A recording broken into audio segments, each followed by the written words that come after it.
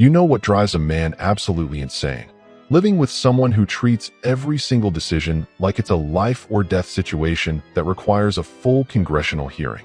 My wife has turned "I need time to think" into an art form, and I've been the fool enabling it for way too long. It started small, like most relationship poison does. Where should we go for dinner? I need time to think about it. What movie should we watch? Let me think about it. Which car should we buy? I really need time to think. At first, I thought she was just being thoughtful, careful with our choices. How wrong I was.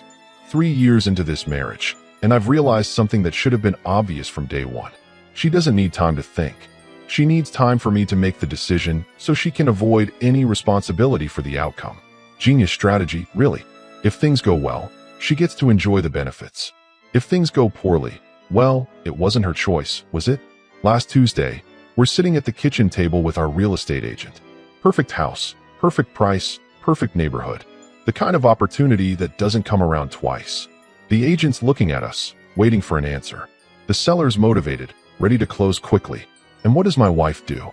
She looks at me with those big, innocent eyes and says, "This is such a big decision. I really need time to think about it." I watched our agent's face change. Professional smile still there, but I could see the disappointment. Another deal slipping away because someone can't make a simple yes or no decision. The house sold to someone else 3 days later. Someone who actually knew what they wanted and wasn't afraid to commit to it. But that wasn't even the worst part. The worst part was watching her blame me for not pushing harder for the house. Apparently, when she says she needs time to think, what she really means is that I should convince her to say yes. I'm supposed to be both the decision maker and the mind reader. You want to know what really opened my eyes? I started paying attention to how she acts with other people. At restaurants, she orders immediately. At the store, she grabs what she wants without hesitation. With her friends, she makes plans on the spot. But with me, everything becomes this enormous, complicated process that requires careful consideration and multiple discussions. I realized I wasn't dealing with someone who's naturally indecisive. I was dealing with someone who had trained me to be her personal decision-making service. Every time she said, "I need time to think," what she was really saying was, "I need you to take responsibility for this choice so I don't have to." The breaking point came last week. Her sister calls with news that their parents are selling the family cabin. They're offering it to family first, below market value, but we need to decide fast. It's been in their family for 40 years. Our kids love that place. It's a steal at the price they're asking. She looks at me after the call and says those magic words, "This is really important. I need time to think about it." Something clicked in my brain. Not anger, not frustration. Clarity. Pure, crystal clear understanding of what needed to happen next. I smiled at her. Really smiled. And I said, "You know what? You're absolutely right. Take all the time you need." She seemed surprised by my response. Usually, I'd start listing pros and cons, trying to guide her toward a decision. Not this time. This time, I meant exactly what I said. She could have all the time in the world to think. In fact, I was going to make sure she got exactly that. Every single decision from now on was going to get the full time to think treatment. No more me jumping in to save the day. No more me making choices so she could stay comfortable in her little bubble of indecision. If she wanted time to think, I was going to give her more thinking time than she ever imagined possible. Starting right now. The next morning, I did something I'd never done before in our marriage. I started keeping a record, not because I'm petty, but because I needed to see the full scope of what I was dealing with. You can't fix a problem you don't fully understand. I grabbed a small notebook and started documenting every single time she used her favorite phrase. The results were more shocking than I expected. By Wednesday afternoon, I had already recorded 12 instances. 12 times in less than 2 days that she needed time to think about something. Should we have the neighbors over for dinner this weekend? Time to think. Which insurance plan should we choose during open enrollment? Time to think. Should she sign up for that cooking class she's been talking about for months? You guessed it. Time to think. But here's where it gets interesting. I stopped doing what I always did. Instead of waiting a day or two and then making the decision myself, I simply said, "Okay, let me know when you've decided." And then I walked away. The first few times, she looked confused, like I'd forgotten my lines in a play we'd been performing for years. She'd give me these little hints, these openings for me to jump in and rescue her from having to actually commit to something. I ignored every single one. Friday evening, She's standing in the kitchen staring at a pile of bills. Normal routine would be her asking if we should pay them now or wait until next week, me suggesting we just handle them, and then me sitting down to write the checks while she found something else to do. Not this time. She turns to me and says, "I'm thinking we should probably deal with these bills. What do you think?" I looked up from my book. "Sounds like you need time to think about it. Take as long as you need." The confusion on her face was priceless. "But they're due next week." "Then I guess that's your deadline for thinking," I replied, turning back to my book. She stood there for a full minute, waiting for me to cave. When I didn't, she walked away. The bills stayed exactly where they were. Weekend comes around, and she's clearly expecting our normal routine. She'd mention a few options for weekend activities, claim she needed time to think about what sounded best, and I'd pick something so we didn't waste the whole day waiting for her to decide. Saturday morning, she starts the familiar dance. "There's that art festival downtown, or we could check out that new hiking trail, or maybe just stay home and work on the garden. I need to think about what sounds good." "Great," I said, pouring my coffee. "I'll be in my workshop. Let me know what you decide." By Sunday afternoon, we hadn't left the house. She kept waiting for me to suggest something, to take the lead like I always did. I kept waiting for her to actually make a choice. We both waited. The weekend disappeared. The really fascinating part was watching her try to figure out what had changed. She'd start conversations the same way she always had, but when I didn't jump in to save her from having to commit to anything, she'd get this lost look, like someone had moved all the furniture in a room she thought she knew by heart. Monday morning brought a small crisis. Her gym membership was up for renewal. They'd been calling for weeks, offering a discount if she renewed by the end of the month. She'd been thinking about it since they first called. She comes to me with a renewal form. "I'm still not sure if I should stick with this gym or try that new place across town. I really need more time to think about it." I nodded thoughtfully. "That does sound like something that requires careful consideration. The deadline's today, right? So you've got..." I checked my watch. "About 8 hours to finish thinking." Her eyes widened. "But what if I can't decide by then?" "Then I guess you'll have decided not to renew," I said with a shrug. "That's still a decision." For the first time in our marriage, I watched her actually panic about having to choose something. She spent the entire day going back and forth, calling the gym, researching the other place, making lists of pros and cons. You know what happened at 4:47 p.m.? She called the gym and renewed her membership. Just like that. No committee meeting required. No extensive consultation process. She made a choice and moved on with her life. That evening, I added a note to my little record book. Day 6 of the experiment. First actual decision made under pressure. Took her exactly 8 hours and 13 minutes to choose something she'd been thinking about for 3 weeks. I was starting to see a pattern. When the consequences of not deciding became more uncomfortable than the fear of making the wrong choice, suddenly her decision-making abilities returned. Amazing how that works. By the second week, the cracks in our routine were becoming impossible to ignore. The house had this strange, suspended feeling, like we were living in a permanent state of maybe. She finally noticed something was wrong when her friend called about a double date they'd been planning. Normal protocol would be her saying she needed to think about it, me eventually saying yes to keep the peace, and then her spending the week before the event asking if I really wanted to go. This time, when she hung up the phone and said, "I need to think about whether we should go," I just nodded and went back to reading my newspaper. An hour later, she tried again. "So, about dinner with them on Saturday." Still thinking. I asked without looking up. "Well, yeah, but I mean, what do you think?" "I think you said you needed time to think about it." "So think about it." The frustration was starting to show. "But they need to know soon so they can make reservations." I folded my newspaper and looked at her directly. "Then you better finish thinking quickly." She stared at me like I'd grown a second head. "Why are you being so weird about this?" "I'm not being weird. I'm being respectful of your need to think about things. Isn't that what you want?" 3 days later, her friend called back. The restaurant was booked solid, and they'd missed their chance. When she got off the phone, she turned to me with this accusatory look. "We missed out on a really nice evening because you wouldn't help me decide." I almost laughed. Almost. I didn't realize making decisions was my job. I thought you were perfectly capable of choosing whether or not you wanted to have dinner with friends. That's not what I meant, and you know it. Actually, I don't know what you meant. You said you needed time to think. I gave you time to think. What exactly did I do wrong? She couldn't answer that. How do you explain that you expect someone else to make your decisions for you without admitting that's exactly what you're doing? The real breakthrough came when her mother called about Thanksgiving plans. This was always a production. Her mom would suggest hosting. She'd say she needed to think about it, then spend 2 weeks asking me what I thought we should do. I'd usually end up calling her mother back to confirm while she found reasons to be unavailable for the conversation. This year, when she hung up and started the familiar routine, I was ready. Mom wants to know if we're coming for Thanksgiving. I told her I'd call back after I had time to think about it. Sounds good, I said, not even looking up from my laptop.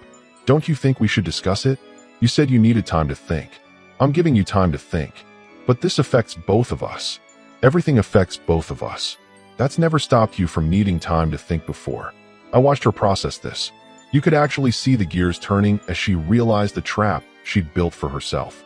Every time she'd used that phrase, she'd been making unilateral decisions to postpone decisions. Now she was upset that I wasn't participating in her postponement strategy. This is different, she finally said. How? Because it's important. So was the house we lost. So was the cabin your parents offered us. So was dinner with friends. Everything's important when there are consequences, isn't it? The silence that followed was deafening. She stood there, opening and closing her mouth like a fish out of water, trying to find an argument that made sense. There wasn't one. 2 weeks passed. Her mother called 3 more times. Each time, she'd tell her mom she was still thinking about it. By the 3rd call, I could hear her mother's exasperation through the phone. Finally, on a Wednesday evening, she came to me looking defeated. I don't understand what's happening here. Why won't you help me make decisions anymore? I closed my book and gave her my full attention. I'm not the one who stopped making decisions. You are. You've spent our entire marriage avoiding the responsibility of choosing anything, and you've trained me to be your backup decision maker. I'm done being your safety net. That's not what I do. I walked to the kitchen and grabbed my notebook. Her eyes went wide when she saw it.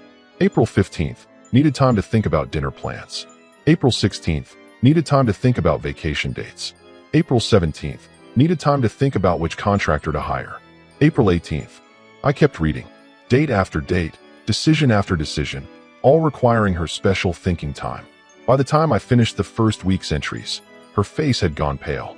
You've been keeping track? I wanted to understand the scope of the problem. In 3 weeks, you've needed time to think about 47 different things. 47. And you know what's interesting? The things that truly matter to you, the things you care about, you decide instantly. It's only when you want someone else to take responsibility that you suddenly need all this thinking time. She sat down hard in the kitchen chair. I didn't realize. Of course you didn't. Because every time you said those magic words, I jumped in to save you from having to actually commit to anything.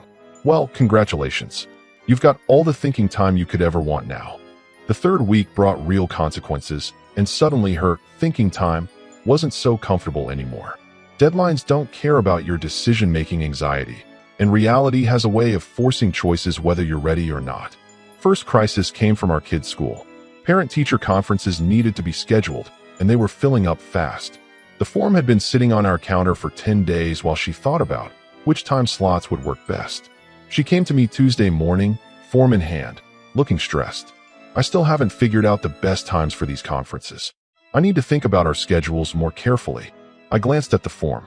Looks like there are only 3 slots left. Better think quickly. Can't you just help me figure out what works? I could, but then I'd be making the decision for you. And you said you needed time to think about it. By Thursday, there was 1 slot left. Friday at 3 p.m., right in the middle of when she usually went to her yoga class. She stared at that form like it was a puzzle she couldn't solve. This is the worst possible time, she complained. Then you should have thought faster, I replied, stirring my coffee. She called the school that afternoon and took the Friday slot. Missed her yoga class, spent the whole week bitter about the timing. But you know what? She made a choice and lived with it. The second crisis was bigger. Her company's health insurance enrollment was ending, and she'd been thinking about whether to switch to the high-deductible plan or stick with the traditional coverage. 3 weeks of thinking, and the deadline was Monday. Sunday night, she's sitting at the kitchen table with insurance brochures spread everywhere, looking like she was trying to solve quantum physics. I just can't decide which plan is better. There are so many variables to consider. I looked over at her mountain of paperwork. Seems like you've had plenty of time to consider them. But what if I choose wrong? What if we end up paying more? What if something happens and we don't have the right coverage? What if you miss the deadline and have no coverage at all? Her face went white. That possibility hadn't occurred to her. In her mind, someone would always swoop in to save her from her own indecision. Reality was proving to be less accommodating than I had been. She stayed up until 2 a.m. that night, finally submitting her enrollment online with just hours to spare. The next morning, she looked exhausted but also oddly proud of herself. "I figured it out," she announced over breakfast. "Great. See how easy it is when you actually have to decide." The look she gave me could have frozen water. But the real test came when her sister called about a family reunion. Their family does this big gathering every 2 years, and this time they were planning it for our anniversary weekend. The kind of scheduling conflict that would normally send her into a week-long spiral of analysis paralysis. She hung up the phone and immediately started the routine. "I need to think about whether we can make this work. It's our anniversary, but it's also family, and we haven't seen everyone in so long. But we already talked about going away that weekend. I didn't even look up from my book. Sounds complicated. Better start thinking." What followed was fascinating to watch. Instead of the usual back and forth where she'd hint at what she wanted me to decide, she actually started working through the problem herself, making pro and con lists, checking our calendar, calling the hotel to see about rescheduling our reservation. 3 days later, she came to me with a solution. "I figured out how we can do both. If we leave for our anniversary trip on Friday instead of Saturday, we can spend Saturday at the reunion and still have Sunday and Monday together." It was a good compromise. Actually, it was a better solution than I would have come up with. But instead of congratulating her, I just nodded and said, "Sounds like you thought it through." She looked almost disappointed that I wasn't more impressed, like she'd been expecting praise for doing something she should have been doing all along. The 4th week brought the biggest test yet. Her boss offered her a promotion. More responsibility, better pay, but it would mean longer hours and some travel. The kind of career opportunity that could change our financial future. She came home with the offer letter, hands shaking slightly. "This is huge. I don't know what to do. I need time to really think about this carefully." I looked at the letter. The salary increase was substantial. The position was exactly what she'd been working toward for years. "When do they need an answer?" 2 weeks. "Then you've got 2 weeks to think about it." For the first time in a month, she looked genuinely panicked. "But what do you think I should do?" "I think you should think about it. Like you said, this isn't fair. This is my career we're talking about." "Exactly. Your career. Your choice. Your responsibility." She spent those 2 weeks actually analyzing the opportunity, researching the department, talking to people in similar roles, weighing the pros and cons. By the end of the 2nd week, she'd made her decision. She took the promotion. And for the first time in years, when someone asked her how she decided, she didn't look at me for backup. She explained her reasoning herself, owned her choice completely. I was starting to see glimpses of the woman I'd married. The one who knew what she wanted and wasn't afraid to go after it. The 5th week brought the moment I'd been waiting for. The moment when her indecision would cost us something that actually mattered, and she'd have to face the real consequences of her thinking game. Her brother called with news that rocked our world. Their grandfather's vintage motorcycle collection was being sold. The old man had passed 6 months ago, and the family was finally settling the estate. There was one bike in particular, a 1967 Triumph Bonneville, that had been promised to her father years ago. But her father had decided he was too old to ride anymore and wanted to pass the opportunity to us. The catch? We had 48 hours to decide. The estate was moving fast, and if we didn't commit by Wednesday morning, they'd put it up for public auction. This wasn't just any motorcycle. I'd been restoring vintage bikes as a hobby for 15 years. This particular Triumph was worth at least $30,000, maybe more to the right collector. They were offering it to us for $12,000. It was the deal of a lifetime. She looked at me after her brother's call, and I could see the wheels turning. This was important to me. She knew how much I loved working on these machines, knew I'd been searching for a Triumph like this for years. But it was also $12,000, and it was a decision that needed to be made quickly. "This is a lot of money," she said slowly. "I really need time to think about whether we can afford this right now." I felt something cold settle in my chest. "How much time do you need?" "I don't know. At least a week to really go through our finances and figure out if this makes sense." "We have 48 hours. That's not enough time. This is a major purchase. What if we regret it? What if something comes up and we need that money for something else?" I stared at her for a long moment. "So you're saying no?" "I'm saying I need time to think about it." Which, given the deadline, is the same as saying no. She got defensive.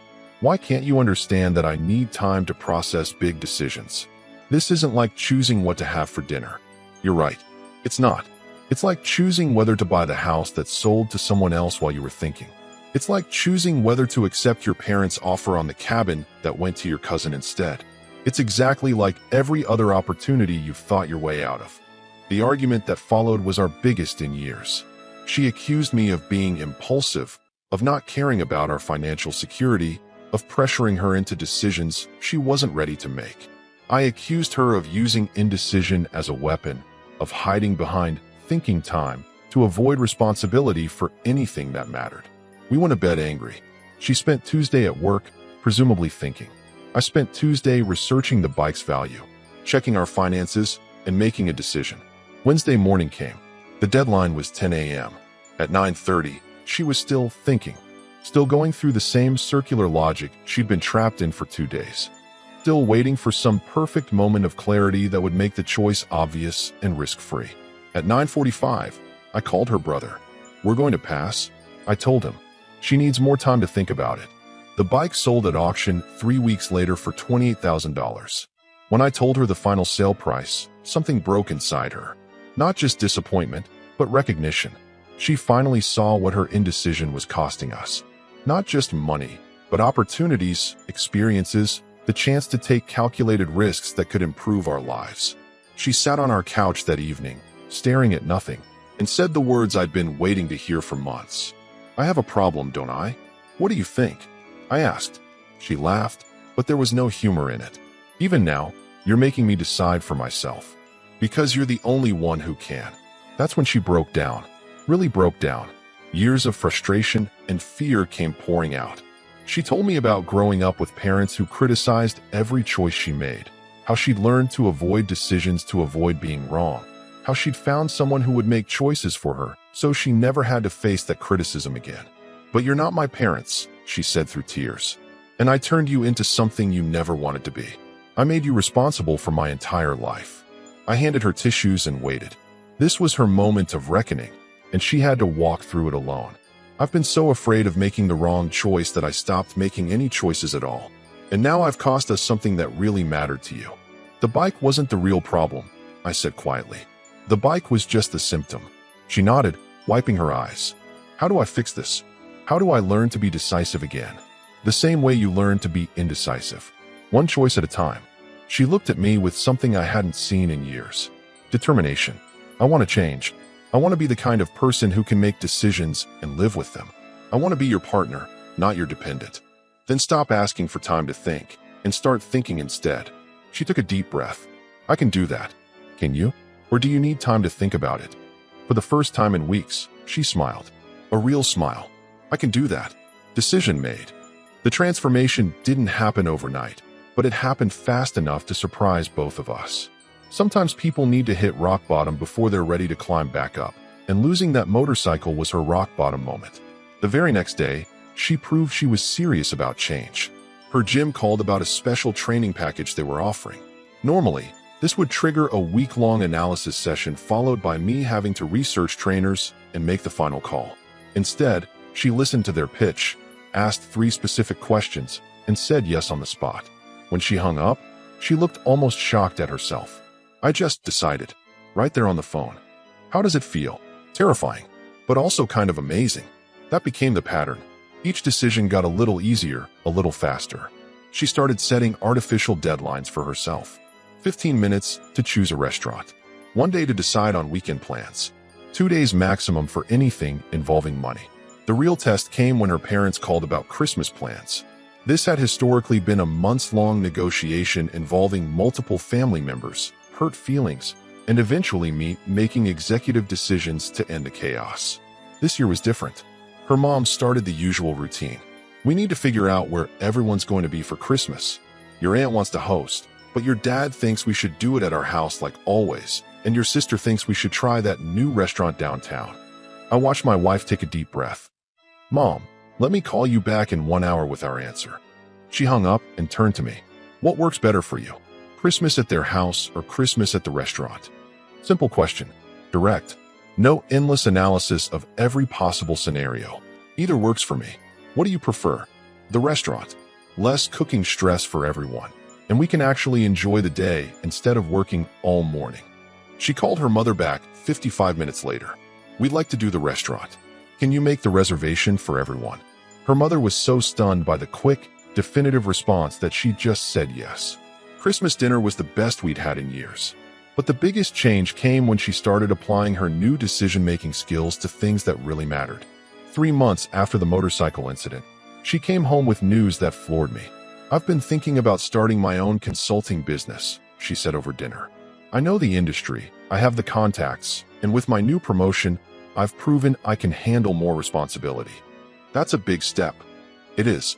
And 6 months ago, I would have spent a year thinking about it until the opportunity passed. But I've done the research, I've run the numbers, and I think it's worth the risk. She pulled out a folder. Business plan, financial projections, client target list. She'd done her homework. "I want to give my notice next month and start building my client base. What do you think?" Here's what I didn't say. That I was proud of her for taking initiative, that the business plan looked solid, that I thought she'd be successful. Here's what I did say. "What do you think?" She smiled. "I think I'm going to do it." And she did. 6 months later, her consulting business was profitable. A year later, she was making more than she ever had at her corporate job. But more importantly, she was making decisions daily, living with the consequences, and thriving under the pressure. The woman who used to need time to think about which grocery store to visit was now running client meetings, negotiating contracts, and building a business from scratch. One evening, we were sitting on our deck, watching the sunset. She turned to me with a thoughtful expression. "I owe you an apology." "For what?" "For making you responsible for my life for so many years. For putting you in the position of having to be the adult in every situation. That wasn't fair to either of us." I could have said something gracious about how we both learned from the experience. Instead, I told her the truth. "You're right. It wasn't fair. And I enabled it for way too long because it was easier than dealing with the conflict. We both had to change." "Yeah, we did." She was quiet for a moment. "Do you ever miss it? Having someone who deferred to you on everything?" I laughed. "Are you kidding? Do you know how exhausting it was being responsible for every choice we made? I feel like I've been carrying a 100-pound backpack for years, and someone finally took it off my shoulders." Good, because I never want to go back to being that person who was afraid of her own decisions, even when you make the wrong ones. Especially then. At least when I make the wrong choice, it's my wrong choice. I can learn from it and do better next time. That night, as we were getting ready for bed, she got a text from a potential client wanting to set up a meeting. She looked at her calendar, checked her schedule, and responded with 3 available time slots. No consultation, no lengthy analysis, no need for time to think. Just a decision, made quickly and confidently by someone who finally understood that perfect choices don't exist, but making choices and learning from them is how you build a life worth living. She looked up from her phone and caught me watching her. "What? Nothing. Just appreciating the woman I married finally showing up again." She smiled and kissed me goodnight. She was always here. She just needed to remember how to trust herself. The next morning, she woke up and made 3 decisions before breakfast. And the day after that, 5 more. Because once you remember how to be decisive, once you stop being afraid of the consequences of choosing, the world becomes a much more interesting place to live in. And me? I got my partner back. Not someone who needed me to think for her, but someone who could think alongside me. Someone who could make tough calls, take calculated risks, and own the outcomes. Someone who finally understood that time to think is worthless if you never actually decide.